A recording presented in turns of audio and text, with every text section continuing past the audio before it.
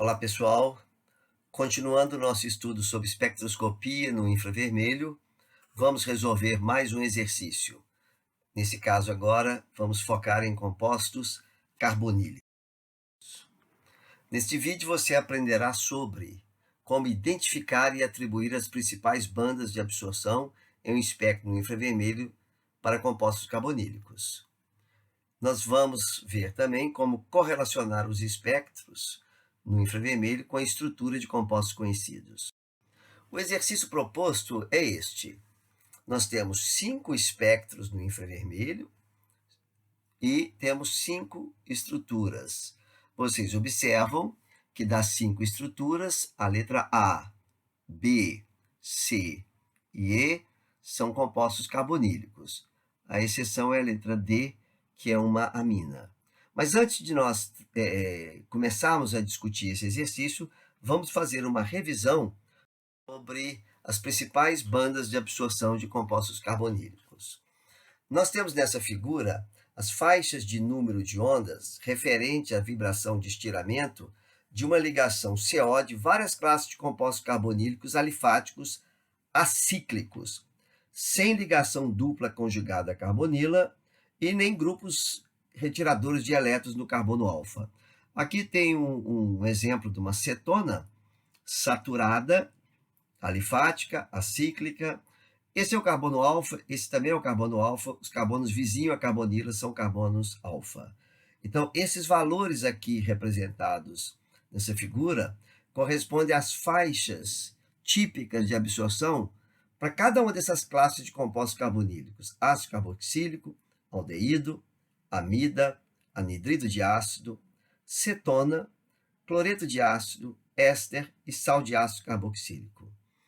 Nessa figura, nós observamos esses números em branco, são os valores típicos: 1710, 725, 1610 para sal de ácido carboxílico. E a largura dessa faixa escura, ela indica uma faixa de variação típica. Por exemplo, para uma cetona, você pode ter uma absorção de 1705, aproximadamente, a aproximadamente 1725. Varia um pouco em função da estrutura do composto. Um valor típico, 1715. Vamos sempre tomar a cetona, essa aqui representada, como valor de referência.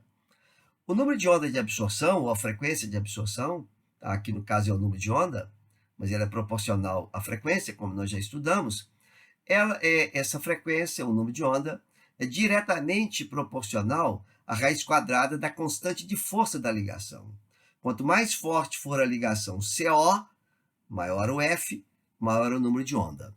Tomando, então, uma cetona como referência, gravem sempre a cetona como referência, 1715. Tá? Nós temos compostos que absorvem abaixo de 1715, como amida e sal de ácido carboxílico, ácido carboxílico aproximadamente na mesma faixa da cetona, e temos outros grupos que absorvem acima. Tá? Chama atenção que o anidrido, nós já vimos, eles apresentam duas bandas de estiramento de CO, uma devido ao estiramento assimétrico do grupo CO e outra devido ao estiramento simétrico. Tá? Esse quadro é importante para vocês terem uma ideia das faixas de absorção, mas sempre lembrando, compostos acíclicos, sem dupla conjugada e sem nenhum grupo ligado, retirador de elétrons ou doador de elétrons, ligado ao carbono alfa. Tá? Vamos então passar a discutir um pouquinho mais quais são os fatores estruturais ou fatores, de um modo geral, que afetam, que explicam o porquê dessa grande variação.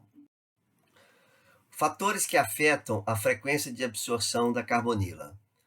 Você tem o estado físico, esse vai afetar.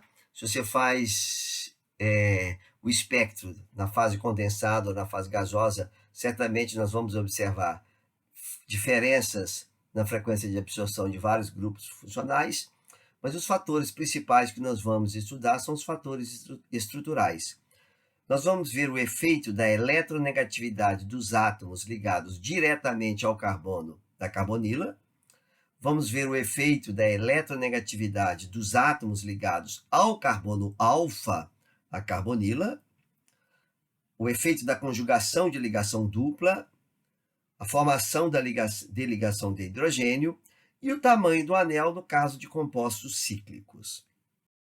Vamos começar, então, vendo o efeito da eletronegatividade dos átomos ligados ao carbono da carbonila. Vamos ilustrar esse efeito com 3 tipos de compostos: cetona, éster e amida. No caso da cetona, você tem 2 grupos alquila ligados ao carbono da carbonila. Esses grupos doam elétrons por efeito indutivo, de modo que essa carbonila, essa ligação C-O, tem uma certa constante de força. E o valor da frequência de absorção típica é 1715, como eu comentei. Observa agora no caso do éster. Como você tem aqui um elemento mais eletronegativo que o carbono, que é o oxigênio. Esse elemento ele causa 2 efeitos. Primeiro, ele retira elétrons por efeito indutivo.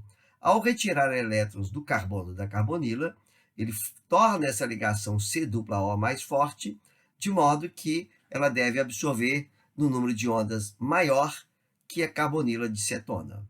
Todavia, você observa também que esse par de elétrons não ligante pode ser doado aqui, de modo que a gente pode representar essa segunda estrutura de Lewis.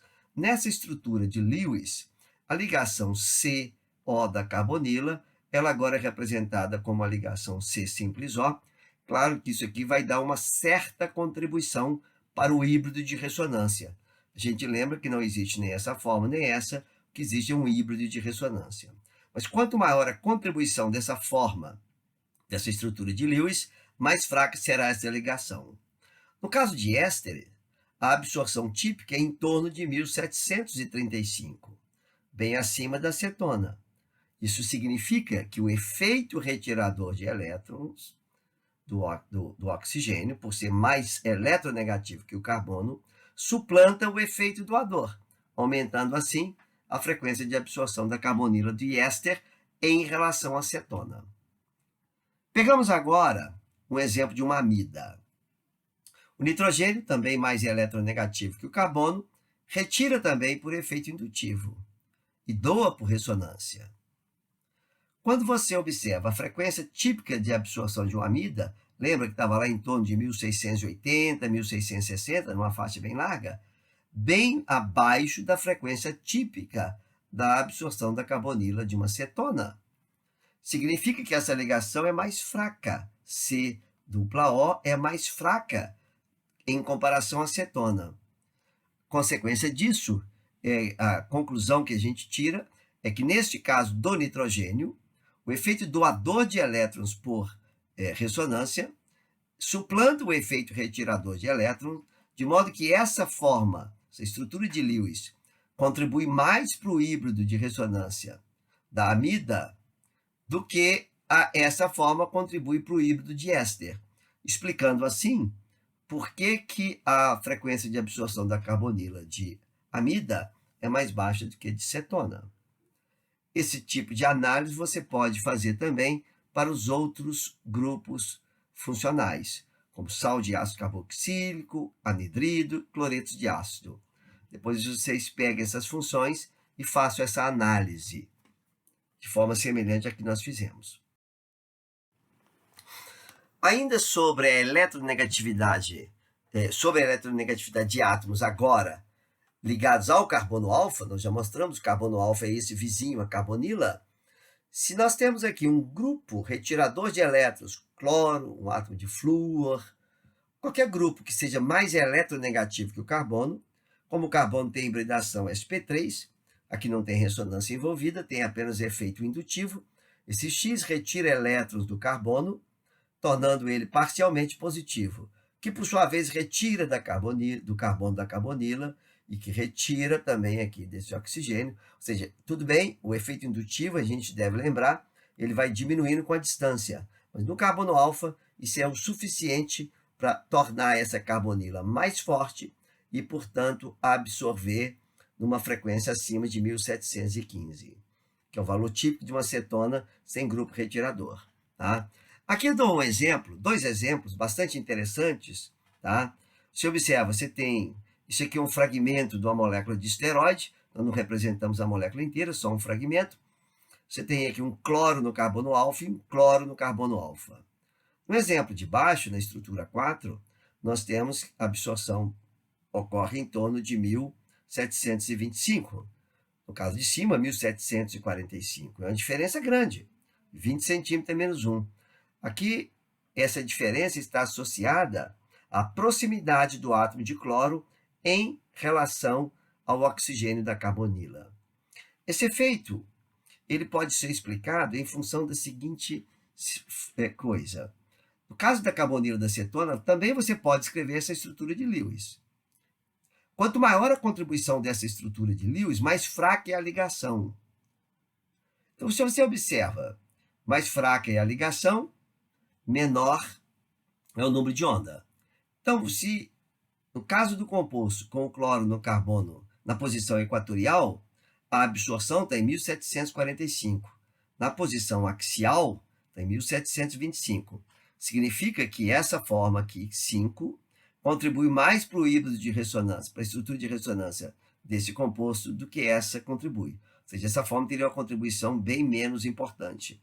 Isso se deve ao fato de que, nessa forma, existe a repulsão entre os pares de elétrons do oxigênio, negativo agora, maior densidade eletrônica aqui, com o cloro. Em função dessa repulsão, dessa carga parcial negativa, muitos elétrons com esse tanto de elétron, essa estrutura, então, contribui muito pouco para o híbrido de ressonância, fazendo com que essa frequência de absorção seja bem mais elevada. Isso é um exemplo relativamente sofisticado, em que a gente vê não apenas a presença do grupo retirador, mas o efeito também da estereoquímica, da proximidade desse grupo em relação à carbonila. Um outro exemplo aqui para vocês é simplesmente essa 1, 2, 3 cloro-butano-2-ona, onde esse cloro aqui tem essa configuração absoluta, esse carbono assimétrico tem configuração absoluta R, tá? Quando nós representamos a estrutura de Newman, forma de estrutura de Newman para esse composto, nós podemos representar uma conformação em que o cloro está próximo do oxigênio, tá? Causando um efeito semelhante ao que nós discutimos no slide anterior. Então, nessa conformação, o número de onda de absorção dessa carbonila é 1740 centímetros menos 1. Numa outra conformação, simplesmente girando, dando um giro em torno dessa ligação aqui, ou seja, essa carbonila aqui, ó, você dando um giro aqui para trás, ela vem parar aqui e essa metila vem parar do outro lado. Nesta conformação, você já não tem a repulsão entre os pares de elétrons não ligantes do oxigênio com o do cloro, de modo que, à semelhança do exemplo anterior, a frequência de absorção é 1725. Tá? Então, a frequência de absorção, a posição da banda vai depender de qual conformação está predominando, ou da contribuição das duas conformações aí. Esse é um exemplo bastante interessante, bastante sofisticado, porque vocês veem que não apenas a posição do grupo, mas a questão da estereoquímica é também importante. Vamos passar agora para um outro fator, que é a conjugação com ligação dupla. Observe aqui um caso em que nós temos um composto carbonílico, esse efeito ele vale para qualquer tipo de composto carbonílico, aldeído, ácido, cetona, todos eles vão sofrer o mesmo tipo de efeito. Quando você tem uma ligação dupla conjugada à carbonila, você pode escrever essa estrutura de ressonância, tá? Onde agora você tem a ligação dupla entre esses dois carbonos, e aqui uma ligação simples. Essa estrutura de ressonância vai contribuir bastante para o híbrido de ressonância, de modo que essa ligação agora fica enfraquecida em relação a um composto carbonílico que não tem ligação dupla. Todas as vezes que você tem uma ligação dupla aqui, vai haver uma redução de em torno de 20 centímetros a menos 1, aproximadamente, tá? Na frequência de absorção da carbonila. Chama atenção ainda que Como também existe rotação, uma certa rotação livre em torno dessa ligação aqui, esse composto ele pode existir, um composto carbonílico, em duas conformações. A que nós chamamos de conformação S-cis, tá? S-trans, desculpe, que a carbonila e a ligação dupla estão afastadas, tá? Conformação S-trans. Isso aqui não é configuração, é conformação. E aqui você tem a conformação S-cis, tá? Onde as duas ligações duplas elas estão mais próximas, tá? Cada uma dessas conformações vão ter absorções em comprimentos de onda e número de onda diferente, de modo que costuma-se observar duas bandas para a carbonila em função da possibilidade da coexistência dessas duas conformações. Então, caso você tenha um determinado composto carbonílico e observe duas bandas, obviamente você deve sempre pensar na possibilidade de ter alguma impureza, mas caso você tenha certeza que seu composto está puro, isso pode ser explicado pela presença dessas duas conformações. Outro efeito extremamente importante é o efeito da ligação de hidrogênio. No caso do ácido carboxílico, se esse espectro desse composto for feito na fase gasosa, tá? A frequência de absorção seria 1760, até acima de éster, tá?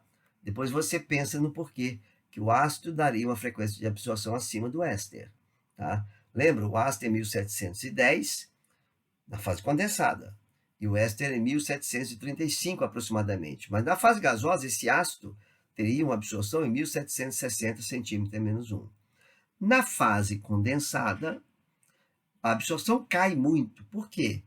Porque o ácido realiza essas duas ligações de hidrogênio e a ligação de hidrogênio enfraquece a carbonila, assim também como enfraquece a ligação OH.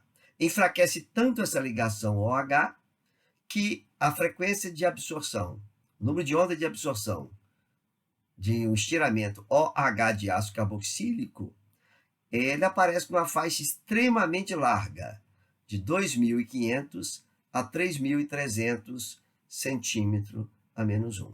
Tá? Então, aqui a ligação de hidrogênio é um fator muito importante. Vamos ver agora o efeito do tamanho do anel sobre a frequência de absorção, o número de onda de absorção das carbonilas. Vamos observar aqui uma amida, por exemplo. Nesse caso, a N-metilacetamida, ela apresenta, o espectro apresenta uma banda em 1.670 centímetros a menos 1. Esse valor é basicamente o mesmo no caso de um composto cíclico de 6 membros. Quando nós passamos para um anel de 4 membros, aqui nós temos lactamas, só lembrando, tá? No caso do anel de uma lactama de 5 membros, observa que o valor sobe de 1.670 para 1.705, quando o anel reduz ainda mais para 4 membros, 1.745. Esse mesmo efeito se observa aqui no caso de cetona. 1.715 é o efeito, é o valor típico, que corresponde também no caso de uma cetona de 6 membros, mas numa cetona de 5 membros se observa aqui um aumento de 30 centímetros a menos 1, e ao passar de 5 para 4 membros, mais 35 centímetros a menos 1. Então, sempre tem que estar atento para o fato de que os compostos carbonílicos, como lactonas, lactamas e cetonas, a frequência de absorção das carbonilas, o número de ondas de absorção, aumentam na medida em que o anel é reduzido. Fique alerta para isso, porque senão você acaba confundindo ao observar uma absorção de uma ciclopentanona em 1745 com a absorção de um éster. Você tem que, nesse caso, para tirar dúvida, observar outras bandas no espectro, como nós já discutimos em vídeos anteriores. Pronto, fizemos um resumo sobre as principais bandas de absorção. Nós vamos passar agora para a resolução do exercício indicado no início dessa apresentação. Então, por favor, assista agora a parte B no próximo vídeo.